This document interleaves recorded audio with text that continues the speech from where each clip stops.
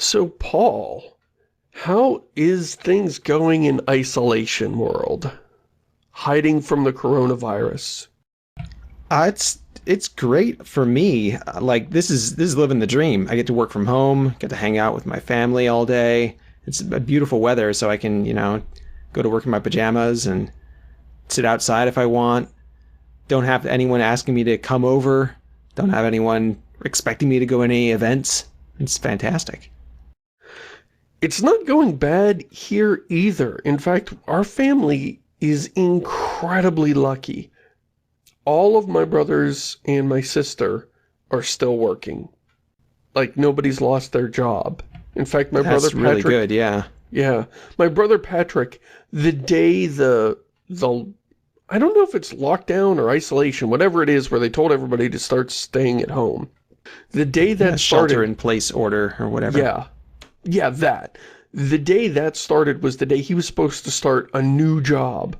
So he came in, worked for 2 hours, and then they sent him home. And they'll say, I don't know, I mean, we want to employ you, but we'll let you know. So he went back to his old job, and they took him back. And then a couple weeks... Yeah. And then, like, a week later, the new job called him up and said, okay, we think we've got this figured out, how it's going to work, so... it'll be safe here. And they called him back in. So he's got as many jobs as he wants. He's got more jobs than he can work. Wow. It's a good problem to have. Yeah, I know a lot of people are kind of on hard times right now. And everybody jokes about, oh, this isn't hard, just stay home and play video games. But I am super grateful I have work to do. I would be going out of my mind if I didn't have... I mean, I know that my work is sometimes playing video games, so maybe this comes off as, like, childish, but just, I was just sitting there writing instead of worrying about things and hitting refresh on the news and just like, boy, it's good to have work to do. That makes this so much easier. Yeah, I'm very blessed that I've got the ability to work from home at the job I've got, and we're still in full operation. They're not laying anybody off, so it's good locally anyway. Yeah, and I realize we're just kind of I mean, Heather's off work. There's just no way she can go, she takes care of this family that is very busy and very connected to the community, and, one of them's like a parole officer. Well, she can't, like, do that from home. So... Yeah. And that's, contact with lots and lots of people. So Heather's very glad that she's, I wouldn't want her to work. I'm like, well, I don't know how we'll pay the bills, but we'll figure it out. Don't risk your life. Let's not risk our lives for this. And so we're doing okay. Everybody's a little nervous. It's like, okay, we can do a few weeks of this, but if it goes on for months, I'm not sure what'll happen. Yeah, things get pretty tight pretty quick. Right. But fingers crossed, so far, nothing's bad happened. We've been in for 2 weeks. We kind of went into isolation before it was, like, declared or whatever. We were like, let's not mess around with this. And we just got some groceries, and we're still living on them, and we're still good. So I've been going to the grocery store maybe twice a week, just because we go through a lot of groceries at my house. Right, you have a huge family. Yeah, and kids and little babies need milk and stuff, and so stuff that goes bad. And it's been kind of interesting to see the ebb and flow of, like, went to the store 2 weeks ago Friday, and, like, lines of people, everything was gone. Like, there's like boxes of raisins is the only thing left on the shelf.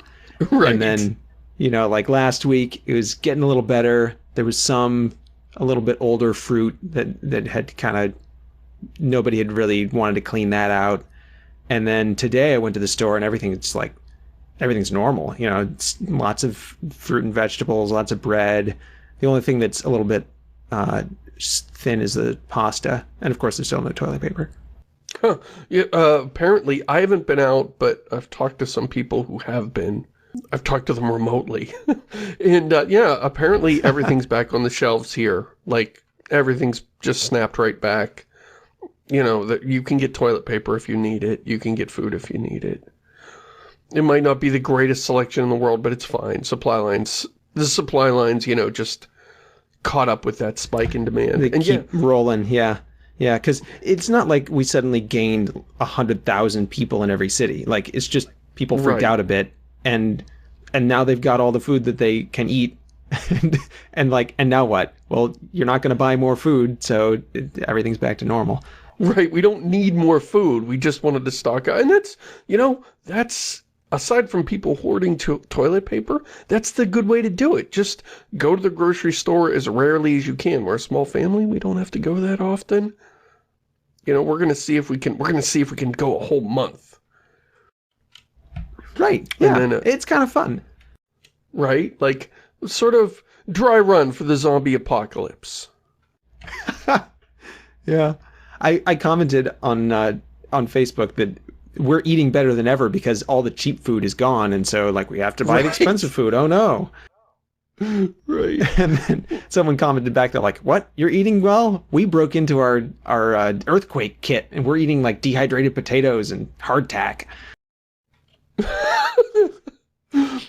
If we get down to the end of our food, we've got like several pounds of rice. And that wasn't even left over from the, you know, that wasn't because of this disaster. We just had that left over. Heather was making... It's just there. Yeah. Well, Heather was making... I don't know. I've never heard of anybody else that does this. You take a cloth bag, fill it with rice. Oh, yeah. Sew it shut. Yeah, we do it with peas, with dried peas, but right. Yeah, same idea. And then you put it in the microwave, and then that'll keep you warm in winter. I think it works also with good stones. for muscle aches and stuff, yeah. Yeah, exactly. And so we have several pounds of that rice, like, still around. Oh, I see. Well, so, fine, we could eat that if it comes to it. So, yeah. And, yeah, we have not had contact with anybody outside of physical contact with anybody outside of our household in a little over 2 weeks now.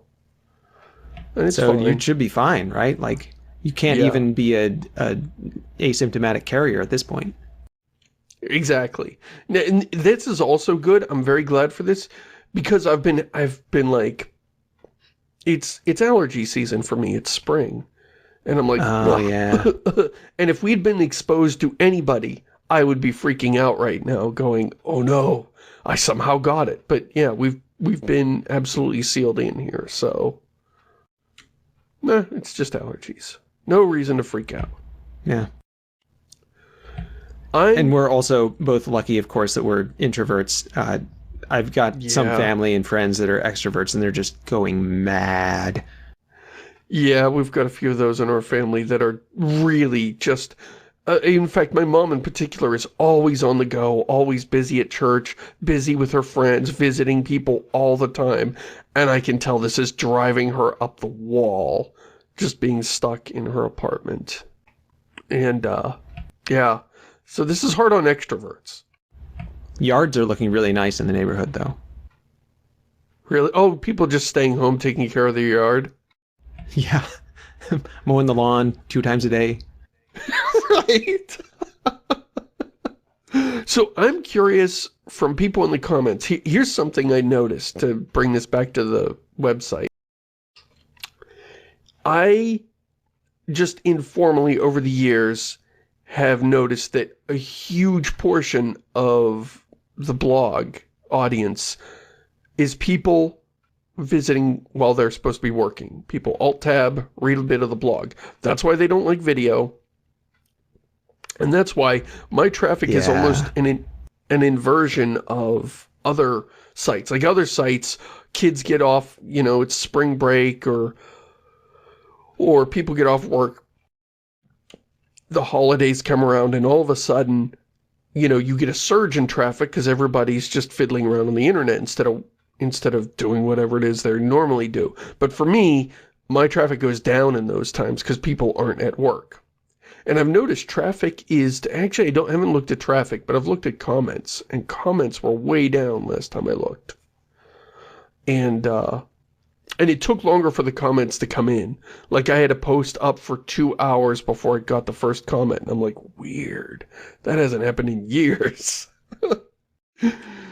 And so, I know a lot of people normally visit the site from work. And so, since a lot of them aren't stopping by, that means a lot of the audience isn't around right now. For those that are left, I'm curious, are you under lockdown, self-isolation? How's it going? Just, I want to know how the audience is doing around here.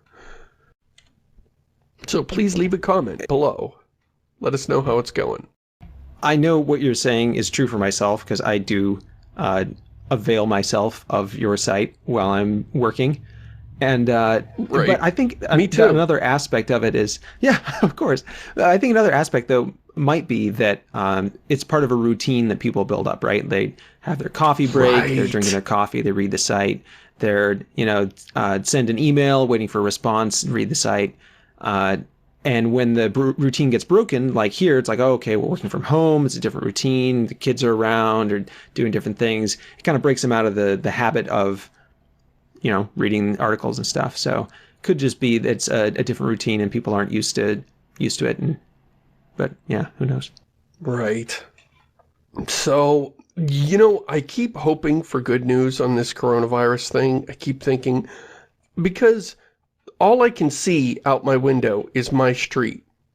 And, of course, it's dead. Nobody's around. It was really weird this morning. We heard a motorcycle go by, and it was the first vehicle we'd heard in ages. Like, oh, weird. And it wasn't a regular, street. It was somebody decided to take their dirt bike out and just race up, not street legal, just race up and down the hill. Just treating the neighborhood like wilderness, right? Wow. So some feral rednecks have moved in now that humans are in seclusion. Make a nature special about them. So I've been seeing posts about like mountain lions roaming the streets and things up in mountains and stuff. Right. And this is dirt bikers for us. And steel country. Right. But you assume that what you see out your window is going on everywhere. But if that was the case, then this virus would be gone, dead. This whole thing would be over by now. There's, nobody around here is going anywhere.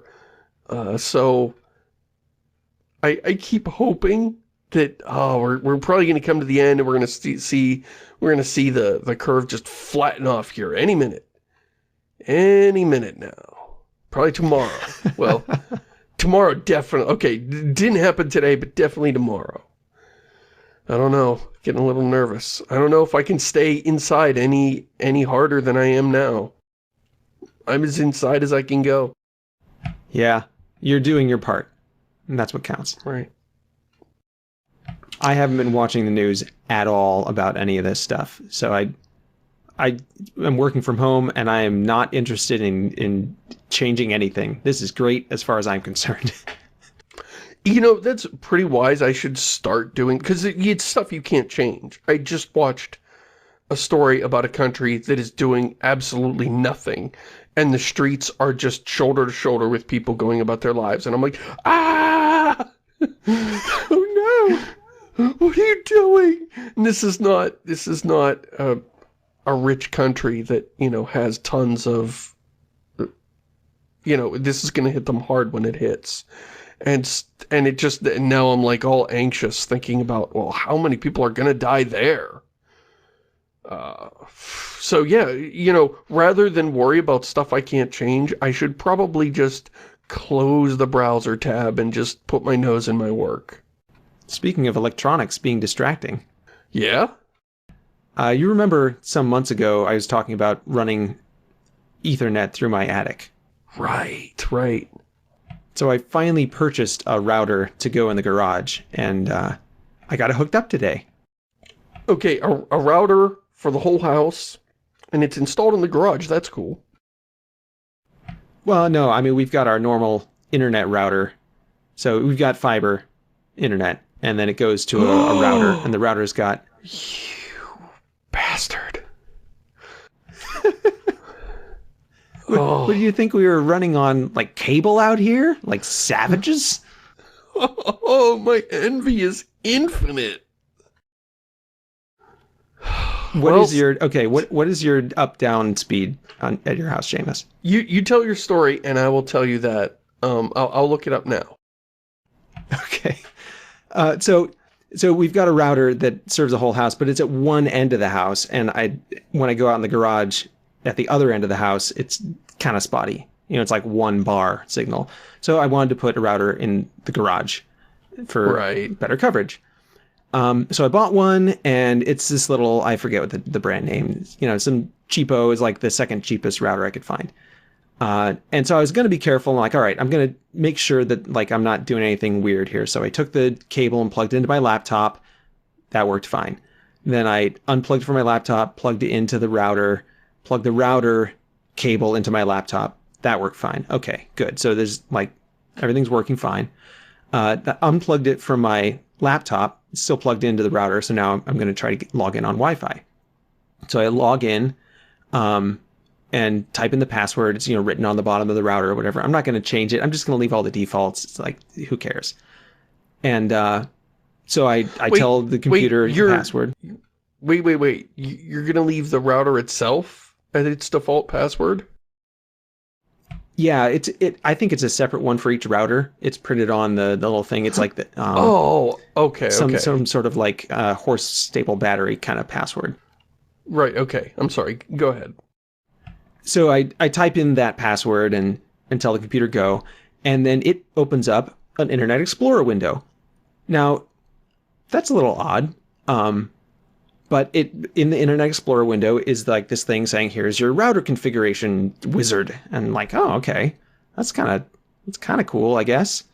Like if you ever go to a hotel and like you log into their Wi-Fi, like free Wi-Fi or whatever, and then it brings up a little page when you first try to browse somewhere. You go to YouTube and it brings up their little page saying, what's your room ID or whatever, and your last name or something, you know, just so they can verify that you're the right person, or you're not just, you know, what is that called? Leeching internet. Yeah. Like you're next door in the McDonald's just stealing the hotel internet. Right. Yeah. As if you couldn't, like, you know, guess a room number. Anyway. Right. So it brings up this page as if I'm in a hotel or something, and I'm trying to like get into my own internet. But like, okay, I guess, you know, first time internet thing, it's going to configure it. So it's like, here, you know, set up a new admin password because the current password is just password. And okay, fine. Like I'll type in a password. So I type in a password, and then it tells me to type it in again. So I type it in again. And then it's got like 3 security questions that are mandatory. And I'm like, really? Really, router? So I open the drop down. I'm like, I'm gonna give you what you want, router, but I'm not happy about it.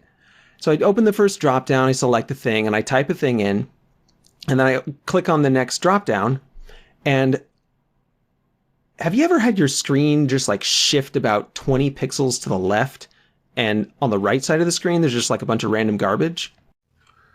I believe I have. I can't remember why. Is that a good feeling for you? No. Oh my gosh, that's the worst feeling, especially if you're in the middle of clicking on stuff. Yeah, because it's like, you immediately know that something has gone really badly wrong at some very low level. Right. And it isn't like this is a desktop with like a separate display. This is a laptop. It's got its own integrated drivers, its own hardware driving the screen. Like, this isn't like it suddenly forgot how to display on the screen. Like, this is built in. And this isn't like some no-name brand. I didn't build this myself. This is like a Dell. This is my work laptop. So, like, this should never happen. There's no reason for it to ever do this. It's never happened before. And it happened because I was interacting with Internet Explorer, which should never be able to do this. Like, it should never be messing with low-level display driver stuff. Right. And it happened when I was on a page for an internet router. And the internet router should never be able to affect my screen. Like, that's just, there's so many levels of failure here. So I'm like, okay, whatever. Like, I'm gonna Control Shift Escape and bring up the task manager and kill this thing and get on with my life. But Control Shift Escape doesn't bring up task manager. The computer is hard locked. It's completely down. Oh, Nothing no. responds. I can't get it to do anything. And it's got an integrated battery, so I can't even pull the battery out. So I hold down the power button until the thing shuts off. And at this point, I'm like, is this going to be like, do I have to return this router? What's going on? So I shut the computer off. I bring it back up. I log back in. And the screen shifts over about 20 pixels and a bunch of garbage displays on the right-hand side. And it's hard locked my screen on the login page. Like, not where you type in your password, but immediately after typing in the password, it's like, welcome to Windows. I died. This is terrifying. So, is this laptop bricked? I know, that's what I was thinking. I'm like, okay, so now not only do I have to return my router, I have to return my work laptop to my work that I haven't visited in 2 weeks. I'm going to have to go back there, and I'm going to have to be like, sorry, I bricked the laptop somehow from setting up a router? Like, how does that even happen? What is going on here? So I hard boot the computer again, shut it back down, turn it back on. And in the bottom right-hand corner, thank God, there's a little thing where you can like change internet settings and stuff like that. And I just tell it, go into airplane mode. Don't talk to anything. Don't try to bring up anything. Just let me log into my computer. And it works. And it's fine. And it's like, okay. So the problem, like, so it would be bad enough if like it was able to brick the computer. But it's even worse that it's automatically locking up the computer by trying to get me to open a menu that somehow interfaces with Internet Explorer, that somehow turns off my graphics card or something. How is this? I have no idea what was going on there. How many things are going wrong here at once? Yeah. So I turn the Wi-Fi back on. I'm like, I'm going to try this again. I mean, like, I'm going to find the bottom of this rabbit hole. And it doesn't ask for any configuration stuff. Apparently the wizard has decided that I've already configured it. And I go on with my day, and the internet works just fine. And it works on my phone. It doesn't brick my phone. So it's something about like Internet Explorer and Microsoft Windows just decided to have a holiday. Weird. Yeah. Well, I'm sure Microsoft will get that bug fixed real soon. Oh, yeah, I'm sure. Well, one of the other crazy things is it might be an interaction with the virus software on the computer. Like the antivirus might be telling it, oh, you can't use this protocol with a router because it's not configured, and the router's like, I'm trying to be configured, and like, who knows what kind of madness is going on inside there. I don't manage my work laptop. It's managed by the IT guys, and if it was up to me, I wouldn't have any antivirus stuff, but it's up to them, and hey, right, it's good on them. So anyway, I got my laptop set up, and then I have like great internet in the garage, and so I decided to put on some music. And remember, I was also talking a few months ago about setting up this giant speaker in the garage. Right. And it's like a kilowatt of sound energy. And so I plug in my computer, and I bring up like, you want 4 hours of relaxing music to listen to or whatever, and just put it on, and then I'm like, oh, and I put on my earmuffs, and I crank the volume all the way up. Playing relaxing chill hop at volumes that will shatter windows. This defeats the purpose. My goodness, this is so relaxing. I'm feeling relaxed deep in my core. It's pretty fun because like it's harp music, but like every pluck of the harp like rattles your chest a little bit.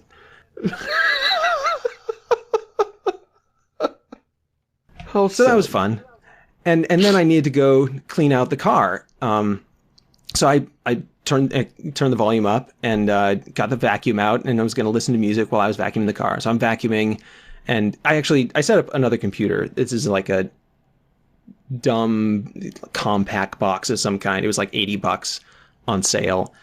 And it can barely run Windows. So I set it up to just autoplay a bunch of, overclock remix. Some overclock remix tunes. Right. And so I'm vacuuming the car and listening to the music, and it's fun. It's nice to be able to hear through the earmuffs over the sound of the vacuum. And so I'm vacuuming, and then the music goes off. I was like, oh, well, that's a little weird. So I finish what I'm doing and go over there to check on it, take my earmuffs off. I'm walking over to the computer. And then, have you ever been so startled that you literally jumped in the air? Like, yes. Yeah. Is that a good feeling? No, that's not good either. It's a different kind of not good feeling, though. And I jumped in the air and then realized that the computer was having trouble queuing up the next song because it's such a bad computer that it can't handle like queuing up 2 songs on YouTube at once. And so like when it got to the end of the song, it's like, oh, okay, I'm gonna climb this Matterhorn mountain to get to the next song. And so I went to check on it, and then the next song comes on, just like blam, bursting eardrums volume. And so Marty McFly, you're like fly across the room. Yes. Yeah, exactly. And then I just start laughing at myself. It's like, oh, it's so stupid. Like, what was I doing? What was I thinking was going to happen? And even if I had fixed it, right? Like, when I took my earmuffs off, I'm going to go over there and like click on stuff until it works. And then what? What was my plan? So that was my run-in with the jumpscareo. To answer your question from earlier, I have 265 megabits per second download and 15.3 upload. The speed test claims your internet speed is very fast, but you know, lately it hasn't felt very fast. So, that's where I am, speed-wise. Wow. 256 megabits per second? 265. 65, yikes. I think mine's only 80, but it's 80 up and down. Oh, yours is symmetrical. Yeah, mine is definitely not symmetrical. I only have 15 megabits per second upload. So you're saying this is very fast, even by California standards. I imagined that since I'm in such a backwards, dumb town that I would have terrible internet. You know, I just don't know where the standards are these days. Yeah, I pay for like the bottom rung internet, but it's still, yeah, that's still pretty fast. I don't know if I can get 200 even. I imagine I must be able to, but I have to pay a lot for it. Yeah, what I wish we could speed up, I'm good for download, you know, what I wish I could speed up is the upload, because I need to upload so much stuff. Yeah. I have a, what is this, an 8 terabyte backup drive I just got, now that we're making videos, and, you know, I realized, holy cow, I have all this video game footage, hundreds and hundreds of hours. It would take hundreds of hours to replace this if anything happened to it. Literally hundreds of hours. Right. And some of them are games I don't like and don't want to play through again, but, you know, are important. But you have the evidence now. Right. And I really wouldn't want to lose this. It would just, if I lost this footage, it would kill the video project. Right? So, I want to back it up. And my computer has been, I think, running backups now for 20 days, and it will finish tonight.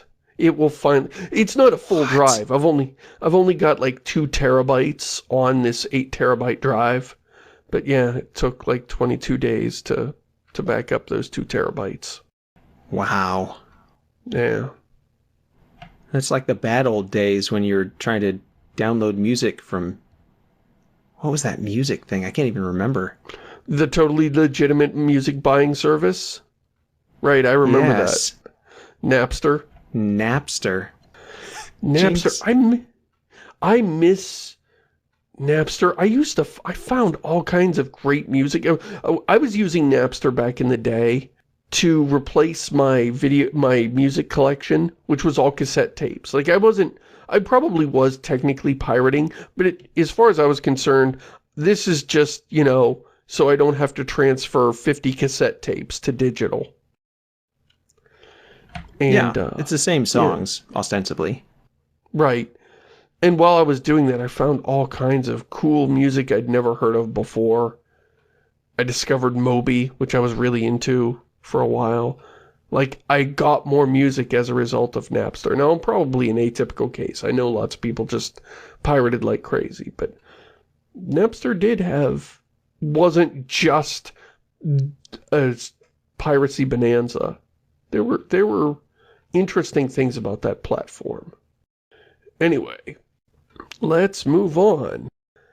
Doom Eternal. Okay, I'll keep this quick. Final thoughts. Last week I was really frustrated with Doom Eternal. I went in expecting more Doom 2016, which is just kill demons as fast as you can.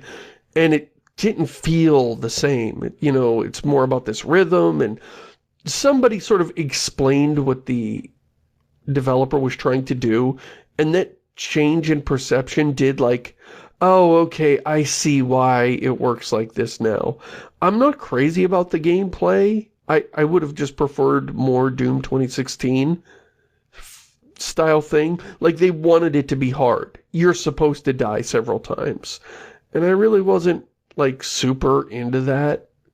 But, now I understand, it was on purpose. It wasn't like they screwed up and just didn't know what they were doing. This was a deliberate design decision, and I can respect that. And my ending thoughts is still a pretty good game. I really, really appreciated some of the later levels. Like, usually they put all the good stuff at the beginning, but for me, some of the later levels were amazing.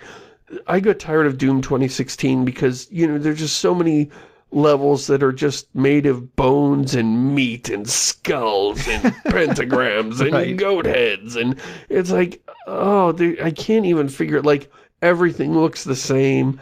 It's just running through meat. It's all just gore and gristle. Right. This game went the other way. Like, the hell thing is like techno hell. It's like, you know, all these pipes and things coming out of meat.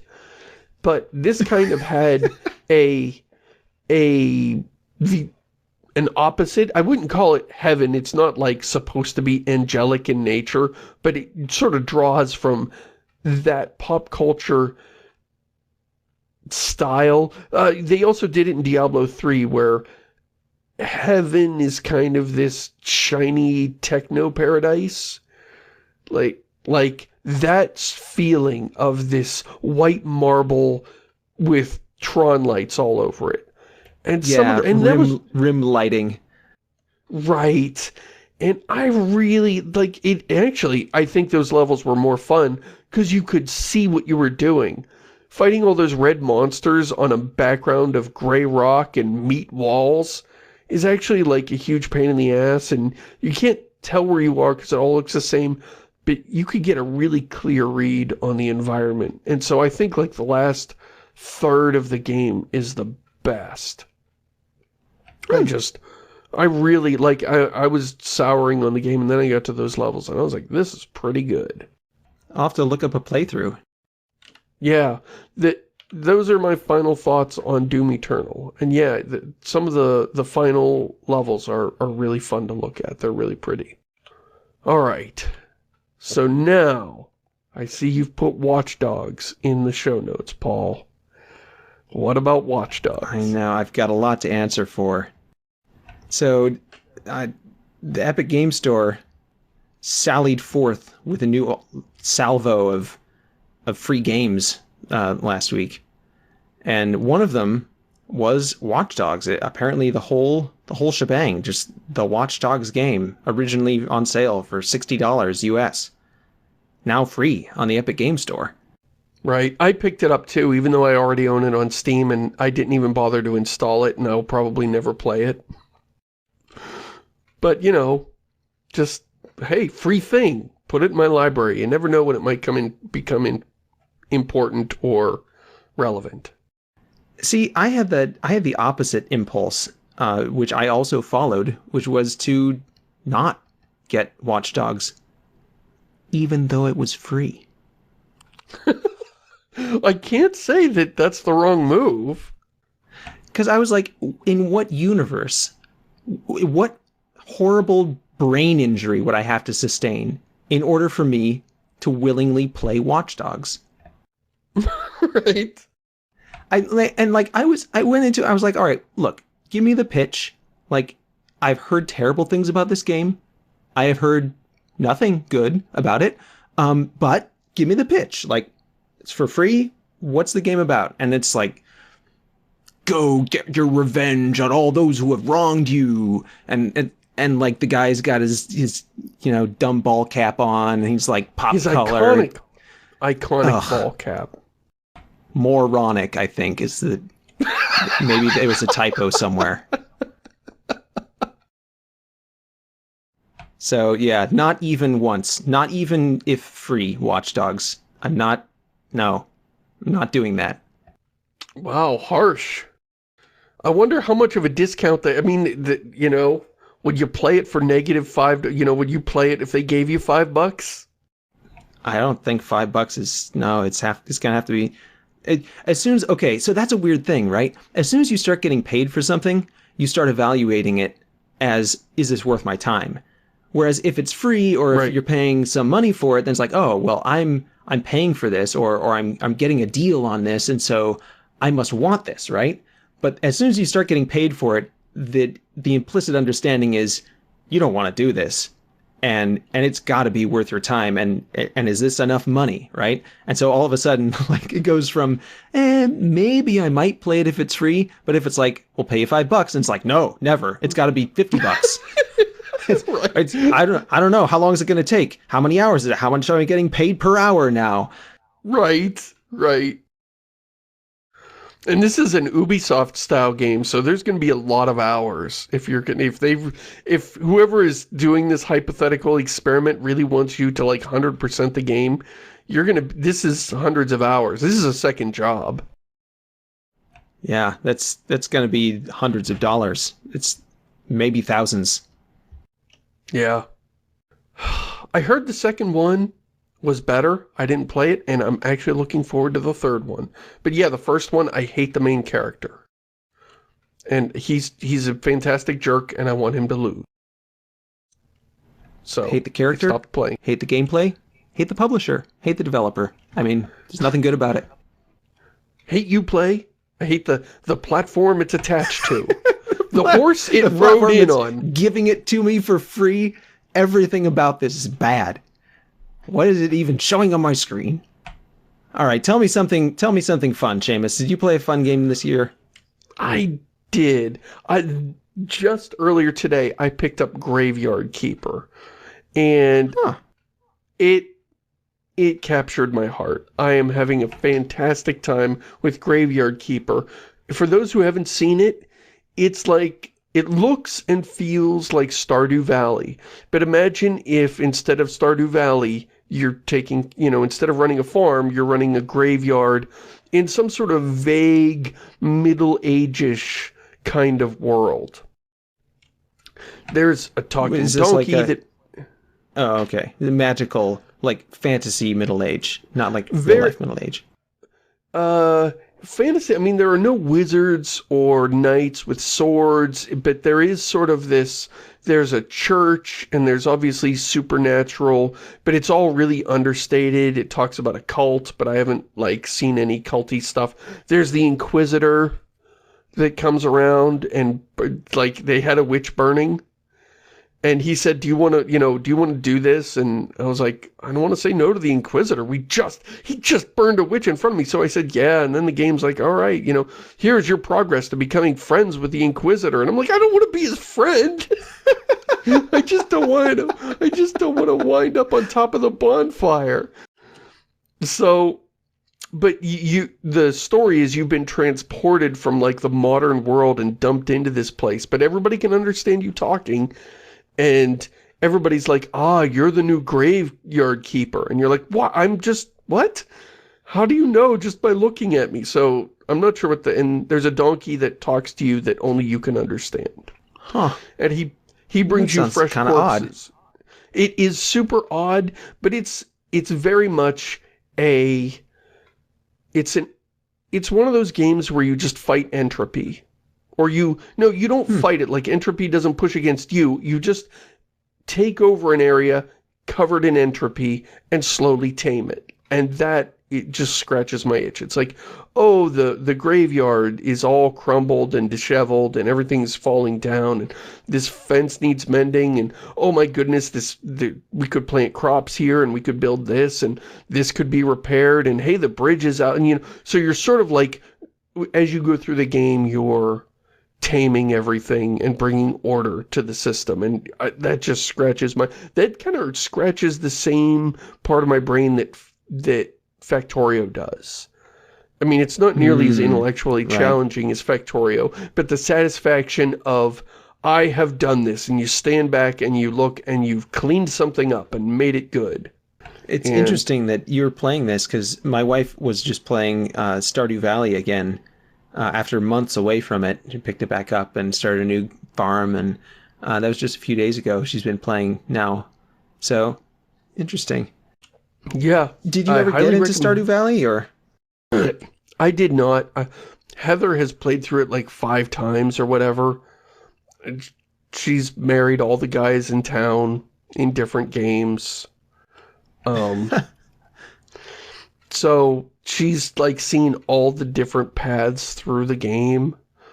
Like, she hasn't just like done the same thing over and over again. She's done a bunch of different kinds of farms, and I honestly don't know. I don't follow the game, but I've seen a lot of it.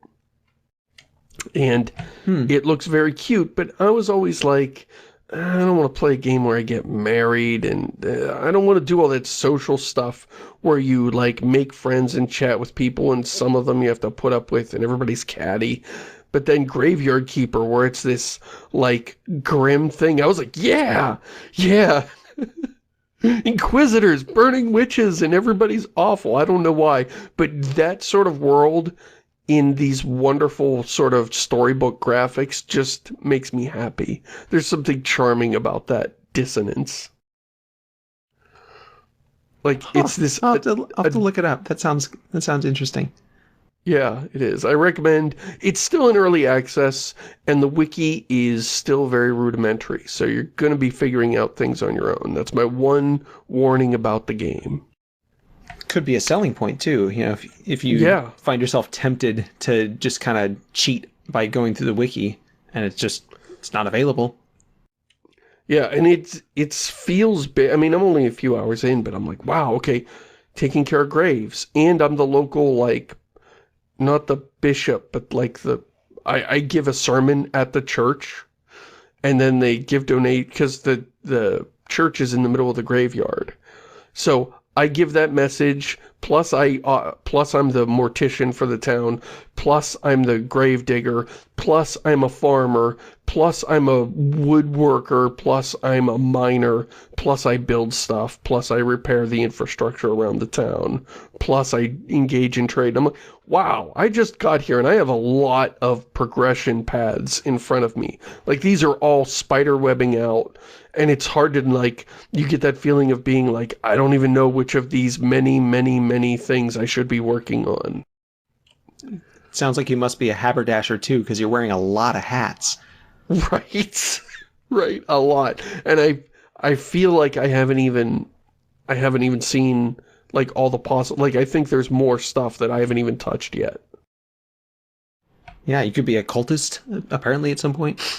Yeah, there is a note about cultists, and I wonder if there's some sort of, like, eventually you have to side with either the Inquisitor or the cultists. I'm not sure how that's going to work. But that's my guess of where this is going. There's this little marker that's like, oh, something about cults here, but nothing to do now. And it's probably, oh, I need to go further in the game and I'll find out about this. Or it's in development. Who knows? Right, right. Well, The sign makes it look like other signs that I ran into, like, oh, you can't open the church now, and you'll have to figure out some other way. And then the bishop shows up once you get to some key moment of progression. You have a conversation with him, he tells you the goal, you do it, and then the church is open. So it feels like another system of progression is getting this cult off the ground. One of those startup cults. The cultists start bringing you bodies that are still warm. You're like, I don't know about this, guys. And they're like, hey, be cool. You dig graves, right? Just deal with it. I like the idea of a startup cult that's still looking for some investors. They don't have an office yet, but they will. Right. They pitch the idea for their cult. We're not so much a doomsday cult, we're more of a death cult. See, here's the difference. And then, they go into their PowerPoint presentation. That's right. 4 distinguishing factors in this crowded market. Red robes are out. Everybody's doing red robes. We're doing these white robes. We think this is more welcoming, more open, more inclusive. People can tell that we're good at laundering our robes, so they won't be afraid of stench or clinging vapors. I love this. So I am curious what this next item on the show notes is. I know nothing about this topic. We have not discussed it yet. The UE viewer. Is this anything to do with Unreal Engine, which was my first guess? It is. Good guess. Ooh, good guess. I was tooling around on the Satisfactory wiki, and I saw an article for how to get the little icons out of the game so that you can put them on the wiki for, resources or whatever, uploading icons and things. And I was like, oh, that's cool. How do you do that? That sounds interesting. And it turns out that someone made a tool called UE Viewer for viewing Unreal Engine assets. And it can export them. It can export textures. It can even export models. And so I downloaded the tool. There's a link in the show notes if you want to download it too. And it just works. Like, it was amazing. It exports, I think it's MD3 or MD2 models. And you can slap those right into Blender. Todd Howard face. It just works. It does. Unlike Todd Howard. And so I just wanted to make a note that I've been having a lot of fun with this, and it's I haven't tried it on any other Unreal Engine games, but I figured it was video game adjacent enough that it bore mentioning. So if anyone likes looking at 3D models from games and stuff, yeah, you can check it out. That is cool. I've kind of often been curious. Oh, how were these models made? I've been interested in this since, I'm always interested in this, but I've become especially interested in this since Oblivion's, 2,000 polygon boulders. This game, back in Oblivion, where they'd have these enormous textures on just some boulder that you sprint over, but then, somebody's face has 150 polygons and 128 by 128 texture on it, and I'm like, what madness, and I just want to go in and audit all their games now. Yeah, what have you guys been spending all your Vertex assets on? As far as Satisfactory goes, I've been pretty impressed with the craftsmanship of their models. I pulled a few out. I haven't pulled all of them out, but I pulled a few out and been playing with them, and it is very well done. I'm impressed. Not just that they look good, because obviously they look good. You can see them, but they're well made. They don't have a bunch of jank, hidden polygons wasted, on the inside of the model, or UV nastiness or wasted polygons. Yeah. You're saying they're really good. A lot of times when people are doing slapdash modeling, they'll do a lot of booleans, and booleans tend to have a lot of side effects in the geometry. Yeah. And there's some of that, but it's not bad. It's pretty well managed. And a lot of the models are just very economical. They've got a little bit of geometry detail, and then the textures are all laid out nicely, and they use the textures efficiently. A lot of times when you're if you're just doing modeling, okay, we're going to get a little bit into modeling workflow, I guess. So when you're making a 3D model for a game, you need to have it have as few polygons as possible. So a lot of times what people do is they'll make a very high detail model with lots and lots of facets, and then they'll bake it onto a low detail model. And when you do that, you have to make a UV map to bake it into, so that you have a texture map, and then you'll bake the normals in, which will capture some of the geometry, and you'll bake the colors in, which will capture some of the lighting, and then it looks pretty good. But that unwrap step is kind of crucial if you're using pre-built textures. So instead of baking in all the geometry, you'd unwrap it, and then you'd bake in some of the lighting and some of the normals, and then you'd put a texture over the top of it. But if you don't do your UV mapping properly, or carefully, or conscientiously, or in an organized way, putting that extra texture over the baked-in data is not going to look good. It'll be stretched weird in some places. It'll be too big in some places and too small in others. So I think they've done that whole process of baking the normals after having a high detail model, and but they've done it in such a way that it looks nice. It looks pretty good. Yeah, I really appreciate that. I remember back in the early aughts and even in the 90s, just, back when polygon counts were super restricted, like, oh, I've got this piece of furniture that's 50 polygons. I want to see if I can get it down under 40.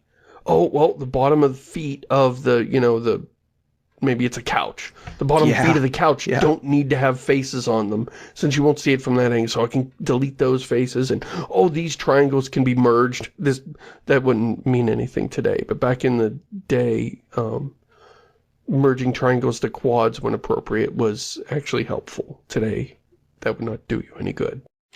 But there would, just spend hours shaving little polygon here, little polygon there to do this absolute minimum. It's sort of the 3D modeling version of pixel art. Get as much as you can using as little as you can. Yeah. I really appreciate that work. What do you say we do some mailbag questions? Yeah, let's get some done. Dear Diecast, this one is for Shamus mostly. I stopped by your YouTube channel and was startled to discover your This Dumb Industry videos have gone from having around 5 to 10k views each to having 50 to 200k. Wow, big deal. What happened? Jennifer Snow. Thank you for your question. My one video, Bethesda Never Understood Fallout. That one is, went viral. I think it's up around 500,000 views now, and that sort of brought up the views on everything around the channel. That was the takeoff, and that's kind of what I was waiting for when I was doing this series. I did not want to keep spending, hundreds of hours making videos that were going to get 10k views. That was never going to be worth my time. But now, I think we're on our way. We finally, you need that first big break to get it in front of people, and then people think of it as important, and they're more likely to share it when you do something good. So, yeah, that was a big break. I needed that. I'm glad we didn't have to wait too long for it. I'm really happy that the views are still coming in on those too. That's really cool. Right. Nothing is as big as Bethesda Never Understood Fallout, but I'm happy with how all the videos are doing now. It's good. I have another, if you're listening to this on Monday, I have the next video is coming up tomorrow. Next mailbag. Hi, it's the 20th anniversary of Thief 2 The Metal Age this week, and I've finished replaying it last week. And I saw some videos on the topic, so it got me in the mood. Outside of Hitman, Standing Proud and Tall, other great stealth series are, at best, dormant, while in other games stealth is treated as a shallow option to explosive violence. Dishonored, Assassin's Creed, Uncharted. There are a few indie titles, Origami, I've never heard of that one, or Swindle, but nothing that makes crowds speak about them. I want to ask Paul for a change. What's his opinion on why there's practically no pure stealth games these days? Best regards, Deadly Dark. Well, so as far as video games are concerned, the primary draw is that you can do something that would normally get you killed in real life. So get shot at. In real life, normally get you killed. Video games, you won't die. You'll be fine. Your video game character gets killed. So, like, explosive violence is a great thing for video games because it allows you to experience that visceral excitement and challenge and danger of lethal harm without getting harmed yourself. So that's really, I think, where video games shine is in those kind of experiences that you can't get anywhere else. And sneaking around is something you can do in real life, and not getting noticed probably won't kill you. Like a lot of times, kids play games like that where they'll play hide and seek, for example, or cops and robbers or something, where you're trying to get someplace or capture the flag. You're trying to get somewhere without people noticing you. So it's really an option in real life to do stealth kind of games.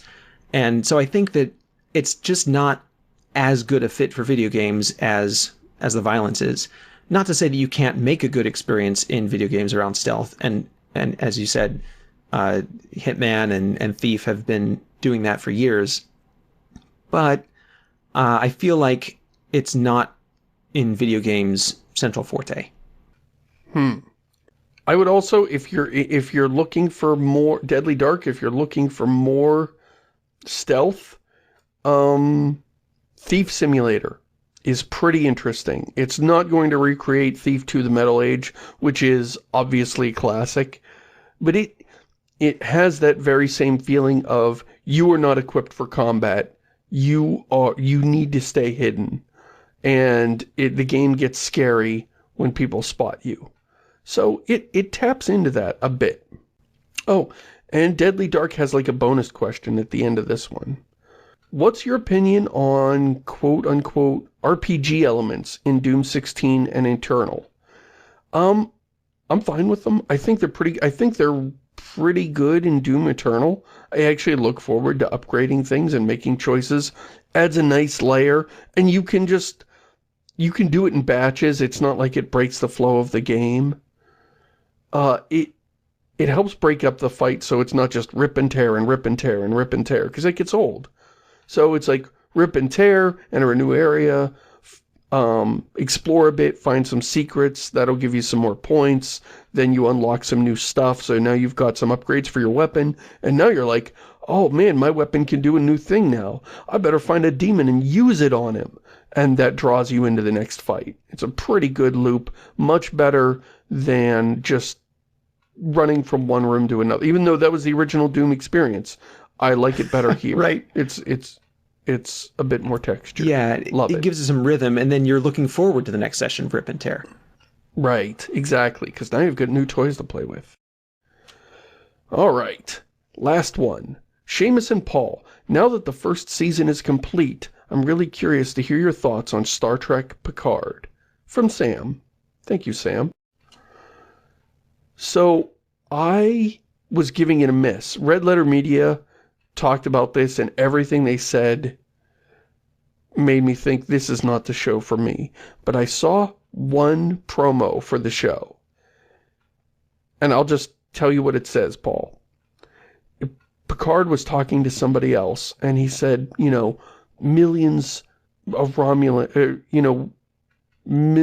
millions of, how did he put it?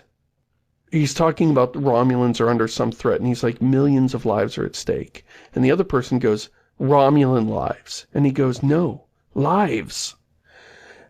And that hit me so hard because that's the voice of Star Trek that I fell in love with. Like back in, and I'm not talking about the voice of Patrick Stewart, which is obviously lovely, but this sort of philosophy of Star Trek. When he said, no, lives, like they're just lives. It doesn't matter that they're Romulans, they're lives. And that sort of fuzzy, warm idealism, even in the face of of terrible things happening has been missing from Star Trek for decades. Like, the movies didn't go there, the reboot movies haven't gone there, the new TV shows haven't gone there, and to see that idealism, like, I'm not even sure that idealism works in the real world, but I absolutely love Trek for the way it embraces that idea, and sort of, yes, you know, you can inhabit this world where, you know, just being altruistic and sticking to your moral code is not only the right thing, where the right thing to do is also the optimal thing to do. Where the cynics are wrong, where it's going to turn out okay if you just do the right thing. Right. And I just really loved Trek. That's what I loved about Trek. And I haven't heard that sort of philosophy espoused on Trek in decades. And I heard it again, and it really felt like a gut punch, like, oh, I didn't even realize how bad I missed it until I heard it again. And so that bit of the trailer won me over. So now I might watch it, although the whole thing seems tangled up in Star Trek lore and prophecies and just terrible, terrible stuff that doesn't belong in Star Trek. But I don't know. I might watch it just based on that line. Wow. It's on one of those streaming things, right? It is, and I don't have it. We're shifting around. I might end up watching it. We're shifting around. I think we're going to cancel Netflix and pick up something else just because we're done with Netflix is over. Like, I've watched everything that Netflix has to offer that's worth watching. And it's like, sell your stock, everyone. Netflix is done. Right. But it's just like, let's sort of migrate from one service to another. We'll do a few months of Disney Plus, then a few months of Netflix, blah, blah, blah. You get the idea. Yeah. For myself, I've never been a huge Star Trek fan. I was more a fan of Star Wars, and even that's fallen off recently. So I have not been following, as much as I love Patrick Stewart, both as an actor and as just a fantastic human being. I've not really been following the new series. So yeah, I mean, if there was just a Patrick Stewart show, I'd watch that. For those of you who are Patrick Stewart fans, he's been reading a Shakespearean sonnet every day on YouTube. It's just, here's something to do while you're stuck at home. I thought that was really cool. Yeah, he's such a neat guy. Right. Well, Paul, I feel like we've done a show. I feel the same way. I'm glad that we can agree on this. All right, then let's stop doing the show. Thanks to everyone. Yep. We're stopping. That's it. We've done one. We can't give people more. That would be, they'd expect extra show every week. We'd spoil them. Yeah, it's not right. Thanks to everyone who's sending questions. If you have a question for the show, for Paul and I, the email is diecast@shamusyoung.com. Thanks for listening, everybody. Say goodbye, Paul. Goodbye, Paul.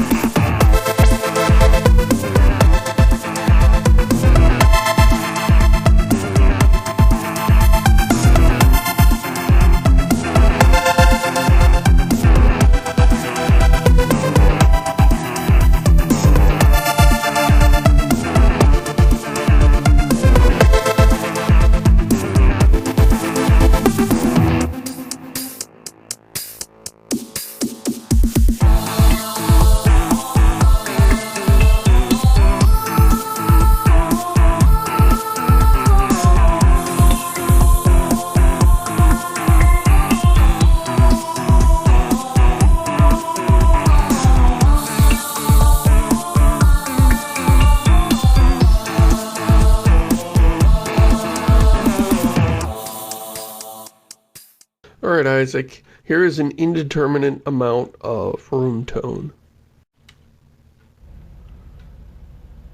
Along with 9 hours of the best DJs!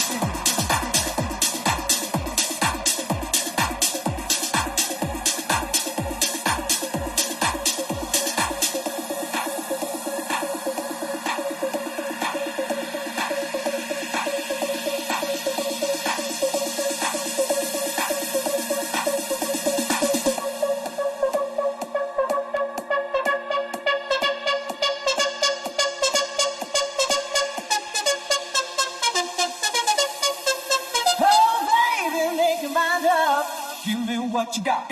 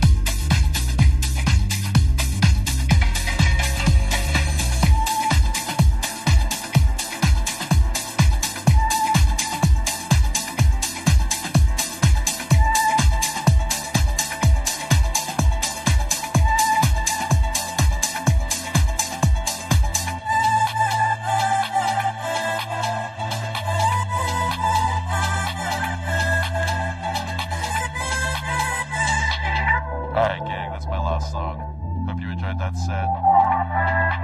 Remember, keep donating to the cause. I'll see you soon. My name's Wax Motif.